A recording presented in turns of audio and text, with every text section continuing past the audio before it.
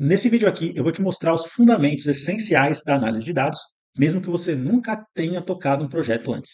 Então, se você quer aplicar esses conhecimentos poderosos na sua carreira ou no seu negócio, fica comigo aqui até o final. Ativa o sininho aí das notificações, se inscreve no canal e não esquece de deixar o like aqui nesse vídeo, caso eu tenha te ajudado com alguma coisa. Bom, se você já acompanha os nossos vídeos aqui no canal, você já deve ter me visto falar algumas vezes por onde você deve começar a estudar análise de dados, caso você seja um iniciante ou se você já trabalha em alguma área de negócio, está querendo migrar para a área de dados, ou já é um analista de dados aí júnior, mas está querendo melhorar os seus conhecimentos, você provavelmente já me ouviu falar sobre os fundamentos da análise de dados. Eu sempre indico que você que está começando ou que já começou, inicie pelos fundamentos primeiro. Antes de qualquer coisa, antes de você escolher qualquer tipo de ferramenta, por exemplo, para trabalhar, aprenda os fundamentos. Mas quais são esses fundamentos, né? Nesse vídeo aqui eu quero te mostrar aqui passo a passo quais são os fundamentos da análise de dados, o que você precisa aprender de fato em termos teóricos, né? Para depois aplicar isso daqui dentro de uma ferramenta de BI, tá certo? Então vamos lá. Quais são os fundamentos? Eu separo os fundamentos em 6 etapas principais, né? A primeira, que é o conhecimento de negócio, a gente vai entrar em cada uma delas aqui e se aprofundar. Então a gente tem o conhecimento de negócios, o ETL, que é a extração, transformação e carga de dados, modelagem dimensional, a criação de métricas e indicadores, a visualização dos dados e a automação e o acompanhamento. Esse fluxo aqui você vai aplicar basicamente em qualquer projeto de BI, projeto de dados, né, que você for tocar, qualquer um deles. Todo o processo, todo o projeto, né, passa por por todas essas etapas aqui na realidade. Então vamos primeiro para a etapa um, fundamento um, né, que é o conhecimento de negócio. Vamos lá. Antes de qualquer coisa, de você pensar em, eu vou utilizar aqui um Power BI, eu vou usar aqui um ClickView, um Tableau, antes de você pensar na ferramenta, o ideal é que você entenda do negócio. Como assim? Você precisa saber pensar e identificar problemas daquele negócio, né? Que é o primeiro passo aqui, ó. Identificar problemas ou perguntas para que aquela solução de BI que você está construindo, seja ele um painel, um dashboard, um relatório, um alerta que vai por e-mail, que seja, tenha relevância. Porque senão vai cair no desuso e vai acontecer muitas vezes, que eu já vi acontecendo, tanto nos meus projetos quando eu era iniciante, ou projetos aí de colegas que eu já vejo no mercado há algum tempo, que você desenvolve ali o dashboard bonitão, entrega e daqui 2 dias ele já não está sendo mais usado. Por quê? Porque esse dashboard não focou em responder uma pergunta, resolver um problema. Então, para isso, é necessário que você tenha um mínimo de conhecimento do negócio, da área que você está atuando. Tá? Não estou falando aqui para você ser um expert naquele negócio, se você for, melhor ainda. Mas o mínimo do conhecimento, sei lá, se você está fazendo um BI para um financeiro, o ideal é que você entenda minimamente dos processos financeiros daquela empresa, tá certo? Então, identificar problemas ou perguntas. Vou dar um exemplo aqui para você. Um exemplo de problema, né? Minhas vendas caíram de um mês para o outro. Isso aqui é um problema que pode ser resolvido, ou pelo menos ajudar a ser resolvido, né? Com uma solução de dados, com um BI, um Power BI, por exemplo, né? Um dashboard. Um outro exemplo. Estou perdendo muito dinheiro com produtos vencendo no estoque. Isso aqui é um outro problema. Um exemplo de pergunta. Quantos clientes compraram nos últimos 30 dias? E quem são eles? Então, normalmente, quando você tem um problema, esse problema ele vai cascatear, né? Ele vai abrir vazão para várias perguntas. Então, dentro desse problema aqui, minhas vendas caíram de um mês para o outro, você pode ter inúmeras perguntas aqui, vai depender do seu negócio, obviamente, inúmeras perguntas que você pode tentar responder usando os dados para tentar ajudar a empresa, o seu gestor, a sua área a resolver esse problema aqui. O que nos leva para o segundo ponto aqui do conhecimento de negócios, que é a formulação de hipóteses para perguntas, para aquela pergunta, né, ou para aquele problema. Como assim? Então, um exemplo de hipótese para esse problema aqui, ó, minhas vendas caíram de um mês para o outro. Uma hipótese é que alguma loja, imagine que você seja um varejo com 10 lojas, uma rede de lojas de roupa, por exemplo, que tem 10 lojas espalhadas pela cidade. Uma das hipóteses para estar causando esse problema de vendas aqui é que alguma loja específica performou mal. E isso daqui você só vai saber identificar se você tiver um conhecimento mínimo do negócio. Então, as hipóteses são as perguntas ali, né? São as possíveis causas daquele problema. Um outro exemplo. Tivemos algum período com média de vendas menor que os outros? Como assim? Aconteceu alguma sazonalidade, né? A gente tem alguma sazonalidade no nosso negócio? Por exemplo, eu vendi muito no período da Black Friday e aí as minhas vendas caíram no começo do ano. Por que que essas vendas caíram? Poxa, porque eu tive uma explosão de vendas na Black Friday, né? Então é natural que ela caia. Então a gente tem que formular essas perguntas, essas hipóteses, com base no nosso conhecimento de negócio. Um outro exemplo. Faltou algum produto no estoque? De repente pode ter faltado um produto específico que o cliente foi comprar não tinha e ele deixou de comprar de ti e foi comprar no concorrente. Então teve esse problema? Será que faltou algum produto no estoque? Então essas são algumas hipóteses que a gente tem que levantar com base no problema ou pergunta que a gente está querendo resolver. Isso daqui, essa identificação aqui, é o que vai tangibilizar todo o seu projeto, é o que vai guiar todo o seu projeto. Até lá no final, quando a gente estiver já falando da solução em si, do dashboard, do relatório, é isso daqui que vai guiar o que você precisa ou não apresentar no seu relatório. Então, primeiro ponto, conhecimento de negócios e definição das perguntas e hipóteses daquele problema. Tá certo? Então fica a dica aí. Beleza, formulei minhas hipóteses, já sei qual é o problema que eu tenho que resolver, tenho as perguntas para responder que vão resolver esse problema ou os problemas, né? Pode ser mais de um. Agora, eu preciso levantar e coletar os dados nas origens. Como assim? A gente tem que ver se esses dados existem. Quais são os dados que eu vou precisar para responder tudo isso aqui que eu levantei? Te pergunto. Onde esses dados estão? Eles estão acessíveis? Esses dados existem em planilhas, bancos de dados, APIs de sistemas online, onde quer que seja.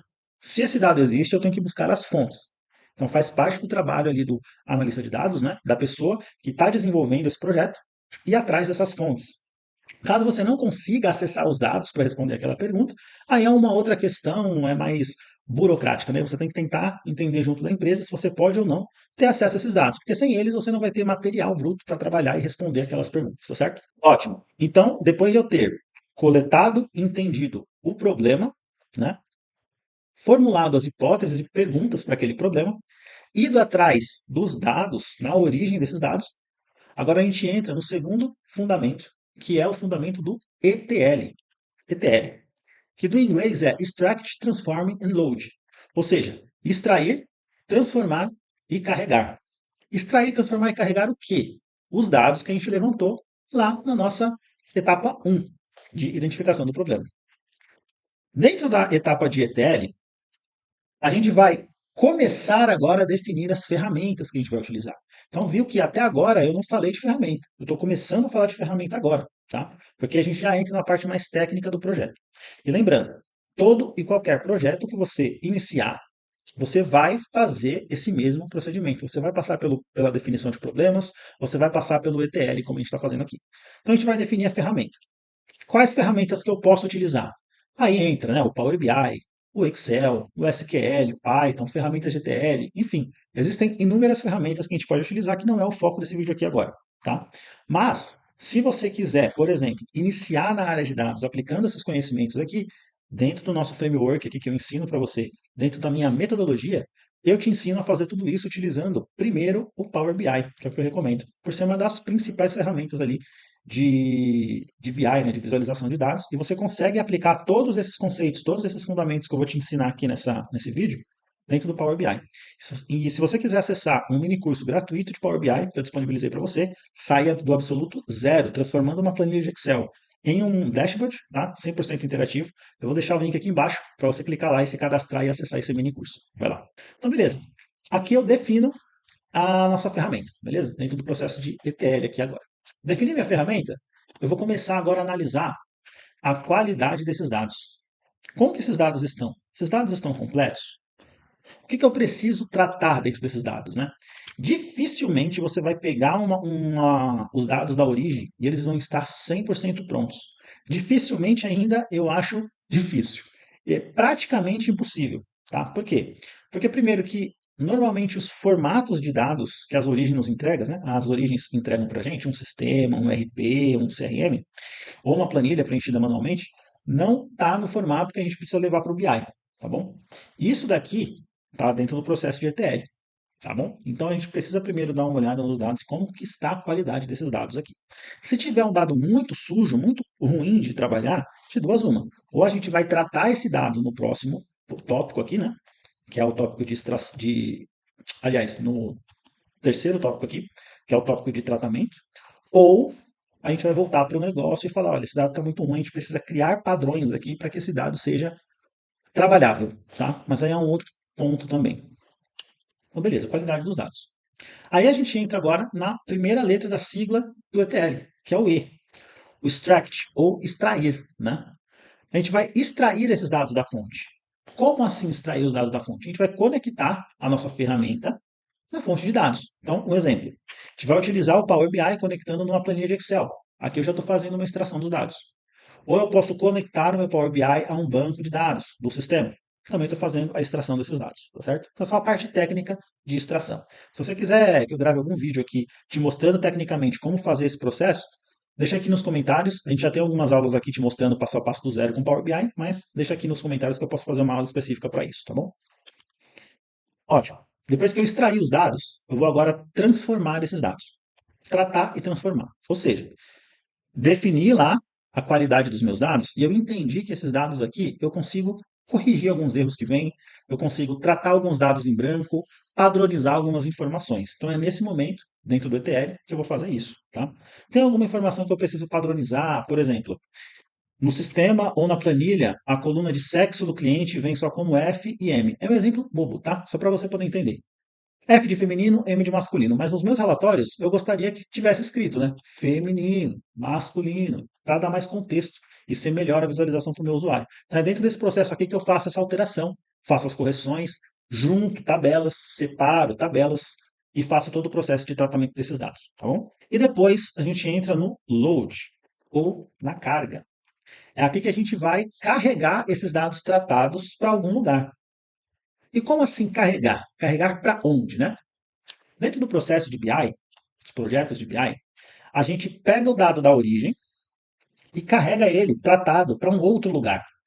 Normalmente pode ser um banco de dados para análise, o que nós chamamos de DW, Data Warehouse, ou pode ser para dentro do próprio Power BI mesmo, para dentro de uma stage area, né, que é uma área onde a gente vai construir o nosso DW. São tópicos um pouco mais técnicos, tá bom?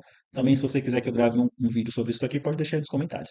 Ou a gente pode simplesmente tirar os dados de uma planilha, tratar e colocar em uma outra planilha. Não tem problema. Para a gente consumir isso depois com uma ferramenta de visualização e construir o relatório. Então, a gente vai fazer essa carga aqui. E depois, a gente precisa definir o processo de carga. Como assim definir o processo de carga? A gente vai fazer uma carga completa ou uma carga incremental. Ou seja, imagina que eu tenho uma tabela de vendas de 30 milhões de registros. Tenho 10 anos de histórico numa tabela de vendas de um varejo, por exemplo. Como que eu vou fazer o processo de carga dessa tabela de vendas? Preciso carregar todos os meus registros todos os dias? Pode demorar, pode ficar lento, pode cair a performance. Aí talvez a gente usaria uma estratégia de atualização incremental. Como assim? Em vez de carregar todos os dados todos os dias, eu posso pegar um período específico, como por exemplo, 2 dias, os 2 últimos dias, e carregar esses 2 últimos dias sem mexer no histórico. Então, isso é uma carga incremental, também é um assunto mais técnico, tá? A gente pode falar disso daqui depois. Dentro da nossa formação Power BI, para analista de negócios, a gente fala sobre esse processo de carga incremental, que você também consegue fazer dentro do Power BI. Estou deixando o link aqui embaixo também se você quiser conhecer, tá? Então, dentro do ETL, é isso aqui. Defini a ferramenta, olhei a qualidade dos dados, extraí os dados da fonte, transformei esses dados e carreguei ele para outro lugar que vai servir como consumo, né, da minha ferramenta de BI para construir os relatórios. Com isso, nós vamos para o terceiro ponto, terceiro fundamento, que é a modelagem dimensional de dados. Modelagem, esse daqui é o ponto que, se eu puder elencar de todos os seis aqui, qual é o mais importante, sem sombra de dúvidas, é esse aqui, tá bom? Você precisa entender caso você esteja começando na área de dados. Modelagem de dados dimensional é, é o que mais pega as pessoas e é o que mais exige de você, por exemplo, num projeto real, tá bom? 80% do teu projeto vai estar aqui, tá? 80%. Ele vai ser definição dos problemas, ETL e modelagem. Os outros 20% A gente vai falar daqui a pouco aqui, tá? Então, beleza. O que é modelagem de dados dimensional? A modelagem nada mais é do que a gente começar aqui a aplicar as regras de negócio que a gente definiu ali e criar o que nós chamamos de tabelas fato e tabelas dimensão. A gente começa a quebrar os nossos dados em tabelas que vão explicar um fato ou uma dimensão. Eu vou passar bem basicamente aqui para você o que são tabelas fatos e dimensão, né? Porque senão esse vídeo aqui vai ficar com mais de 2 horas. E depois eu posso trazer outros conteúdos para você aqui, tá? Mas na nossa formação a gente fala bastante sobre tabelas fatos e dimensão também. Mas o que é uma tabela fato? Normalmente uma tabela fato, ela armazena um evento que aconteceu, que normalmente está atrelado no tempo. Como assim? Um exemplo de um fato é uma venda. Por quê? Uma venda aconteceu num determinado dia, um produto foi vendido, alguém vendeu esse produto em algum lugar. Então, isso é um fato. O fato é a venda. Ou então, outro exemplo, uma contratação. Uma contratação é um fato também. Ou uma entrega. Uma entrega também é um fato. Então, o fato é aquilo que aconteceu num determinado período, tá certo? O que é uma dimensão? Uma tabela de dimensão. A tabela de dimensão, ela explica e detalha aquele fato. Ou seja, normalmente ela está atrelada a um cadastro. Então, o fato venda pode ter como dimensões, né? Clientes, fornecedores, funcionários, vendedores, né? No caso de um fato de entrega, você pode ter os veículos, ou seja, aquela entrega aconteceu em tal dia pelo veículo caminhão tal. É uma dimensão. Ou a dimensão mais importante de todas, que é a dimensão tempo. Aquela venda aconteceu num dia, dimensão tempo. Dentro de um mês, dimensão tempo. No trimestre, dimensão tempo. No ano, dimensão tempo. Então, a dimensão, normalmente, ela vem para explicar um fato. Um fato vai ter várias dimensões associadas a ele, certo? Pode ter, né? E depois que a gente definiu todas as nossas tabelas, fato e dimensão, a gente vai fazer o relacionamento entre essas tabelas. É aqui que entra o meu ponto, né? Se você está começando, foca em aprender isso daqui, mas principalmente esse ponto de modelagem de dados, se você ficar só na teoria, vai ficar muito confuso de você entender. Então você consegue facilmente aplicar esses conhecimentos aqui, por exemplo, dentro do Power BI. Muito fácil. É visual e você consegue entender esse conceito aqui funcionando. Porque se você fica só na teoria, fica um pouco complicado de entender realmente para quem está começando. Então, estuda os fundamentos e comece a aplicar isso dentro do Power BI, por exemplo. Que aí você já vai começar a ter uma dimensão prática disso tudo aqui acontecendo lá. Você clica, você cria a sua tabela de dimensão e entende bem como ela está funcionando. Beleza? Quarto fundamento: métricas e indicadores. Depois que você construiu todo o seu modelo, está tudo feito, você vai começar a calcular as coisas ali, os números, né? Para responder aquelas perguntas que eu te falei. Lembra? Sempre. Isso tudo que a gente está falando aqui, o que vai guiar são as perguntas que você definiu lá no começo do projeto. Então, quando que a gente vai começar e onde a gente cria essas métricas, esses indicadores, né? Você vai calcular isso, por exemplo, com o DAX no Power BI, com as fórmulas no Excel, com os códigos SQL. Então você vai começar a construir isso daí dentro da ferramenta que você optou para trabalhar. O que é uma métrica? Normalmente, a métrica ela é um valor totalmente sem contexto. É apenas um número que não está dando nenhuma direção para o negócio. Um exemplo de métrica. Valor vendido. Vendemos 50 milhões. O que esse número quer dizer? 50 milhões. Isso é bom? Isso é ruim? Não sei. Não estou comparando com nada. Eu não tenho uma indicação de alguma coisa. Então, isso é uma métrica. Total de clientes. Nós temos 20 mil clientes na loja. O que isso quer dizer? Não sei também. É um número solto. Número de contratações também é um número solto. Número de leads, né? De pessoas que eu capturei ali com intenção de compra. Não sei se isso é bom, se isso é ruim. Então, isso é uma métrica. A métrica é um número solto, tá? Importantíssima, porque a partir delas a gente começa a construir o que vai dar direção para o negócio, que são os indicadores. Ou seja, o que é um indicador? É tudo aquilo que dá contexto para a métrica. Ou seja, é isso que vai gerar valor para o negócio. É ele que vai indicar alguma coisa. Exemplo de indicadores: taxa de conversão de vendas. Então, eu vendi 20 mil reais, beleza. Minha taxa de conversão de vendas foi de 30%. Ok, daqui eu já tenho uma noção, né? Quanto que foi minha taxa de conversão do mês passado? Ah, foi 29%. Pô, crescemos 1% a nossa taxa de conversão. Isso é um indicador. Vendas versus o ano anterior, né? O crescimento percentual, comparar o quanto eu vendi esse ano, quanto eu vendi o ano anterior. Isso vai me dar um número percentual, 20%, 30%, que vai me falar se eu cresci ou eu tive um decréscimo nas minhas vendas. Isso é um indicador. Um indicador logístico importante, que é o OTIF, que vai medir a eficiência total ali do meu processo logístico de entrega. Ele também é um indicador importante. O percentual de atingimento das metas, ou seja, eu tinha uma meta de vender 20 milhões de reais e vendi 25 milhões. Eu tenho um percentual ali que eu atingi a minha meta em 100%. Passei um pouco.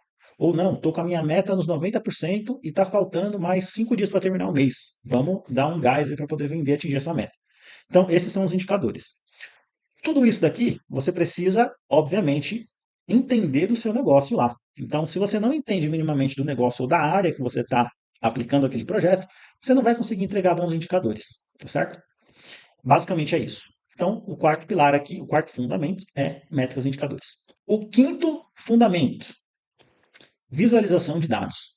Aí é aqui que a gente começa a, de fato, mostrar o nosso trabalho. Porque até agora, você percebeu que você desenvolveu tudo isso daqui, mas você ainda não criou nada, né? O teu cliente, o seu gestor ainda não viu você fazendo nada. Por isso que eu te falei, 80% do trabalho está ali. 20% é aqui, é na visualização dos dados. Mas não adianta nada você fazer todo um trabalho robusto ali de ETL, de modelo, criar todas as métricas dos indicadores e você não conseguir mostrar isso de forma clara. Muitos analistas pecam aqui, fazem um trabalho impecável ali de ETL, tudo isso que eu te falei, mas não conseguem mostrar de forma clara o seu trabalho. E, consequentemente, não consegue responder às perguntas que levantaram lá no começo do projeto de forma clara. Então, aquelas perguntas vão guiar a sua construção aqui visual dos dados. Então, dentro de visualização, o que você tem aqui? Você tem a criação de dashboards ou relatórios, da ferramenta que você escolheu, a aplicação técnica de visualização e design, é importante. Você tem toda uma técnica de visualização, de design, escolha de cores, paleta de cores, posição dos visuais, qual gráfico utilizar para cada análise. Então, é importante sim, e existe ciência aplicada à visualização de dados, tá bom? Não é só sair colocando gráfico no dashboard. Storytelling com dados. É importante que você saiba contar uma história utilizando os dados. Por quê? Para você responder aquelas perguntas de forma clara, tá? E como eu te falei, resposta das perguntas e solução dos problemas. Também não adianta nada eu criar um dashboard bacana, fazer um dashboard bonito e não responder as perguntas que estão propostas ali para a gente solucionar o problema. Muitos analistas criam dashboards incríveis, 30 páginas de relatório, com degradê, com design, com um monte de coisa, mas não foca em responder a pergunta. Ao invés de ajudar o usuário a responder aquela pergunta, ele confunde mais, trazendo mais informações desnecessárias. Tá? Então, o quinto fundamento, importantíssimo, visualização de dados. E o sexto e o último fundamento que você precisa entender e aplicar é o fundamento de automação e acompanhamento. Como assim? Depois que você desenvolveu tudo isso, você precisa, primeiro, definir atualizações automáticas para essas atualizações, né? Porque você não vai fazer todo esse processo aqui toda vez que você tiver que atualizar o relatório. Então, dentro das ferramentas que você vai utilizar, já nativamente elas entregam um processo de atualizações automáticas, né? Então, você vai carregar esses dados e fazer todo esse processo e definir essas atualizações aqui. E claro, depois você vai fazer o acompanhamento dessas análises. Não adianta nada você só desenvolver e entregar. Acompanhe aquilo. Vê se está funcionando. Vê se está realmente é, ajudando o negócio a responder aquelas perguntas. Porque senão o seu relatório só vai ser mais um dos 250 relatórios que a empresa tem. Então, você como analista é responsável por acompanhar o usuário ali. Está fazendo sentido essa análise que você está desenvolvendo aqui? Poxa, a gente precisa mudar alguma coisa para que você passe a usar mais esse relatório? Então você precisa estar sempre acompanhando ali de perto. E aqui eu coloquei uma outra que é você sugerir ações com base nos dados. Mas aqui você só vai conseguir fazer isso caso você tenha um bom conhecimento da área que você está falando. Então, vamos supor que você trabalha aí num departamento financeiro, está controlando o orçamento da empresa, e você desenvolveu um trabalho lá para fazer o controle dos gastos versus o que foi orçado, por exemplo. Então, se você tem um conhecimento da área de negócio que você está aplicando naquele projeto, você pode sugerir ações ali, por exemplo, para diminuir ali os custos com uma linha de serviço X. Ou, sei lá, você trabalha no marketing e você está vendo que a taxa de conversão está caindo, você desenvolveu um projeto de dados e mostrou para o seu gestor, dá alguma sugestão para que essa taxa comece a subir. Então é importante que você não seja somente um fazedor de relatórios. Eu bato muito na tecla de que o profissional fazedor de relatórios, ele vai sumir daqui a um tempo. Com o avanço da inteligência artificial e tudo mais, esse cara vai sumir. Então, só fazer um relatório, um dashboard, já não é mais suficiente. Seja um profissional proativo. Seja um profissional que olha para os dados, consegue extrair insights, extrair ideias daqueles dados e sugerir ações com base nesses dados, certo? Seguindo esses fundamentos aqui, eu tenho certeza que você vai se destacar no mercado de trabalho. Se você está procurando uma vaga ou você está querendo iniciar na área de dados, é por aqui que você começa, tá bom? Aplica isso aqui, estuda, aplica todos esses conhecimentos numa ferramenta de visualização. Como eu te falei, eu indico muito Power BI, porque com o Power BI você consegue aplicar tudo isso daqui e ver isso daqui funcionando de verdade. E aí para o mercado e avançar em SQL, Python e avançar em outras técnicas mais robustas e avançadas, tá certo? De novo, estou deixando um convite para você. Aqui nos comentários estou deixando, aqui na descrição do vídeo, né? Estou deixando o link para um mini curso de Power BI gratuito para você começar a aprender a ferramenta e aplicar todos esses conceitos que eu estou te colocando aqui, tá certo? Então, vou deixar você agora com o próximo vídeo aqui que pode te ajudar na sua jornada de aprendizado aí. Vai lá e clica.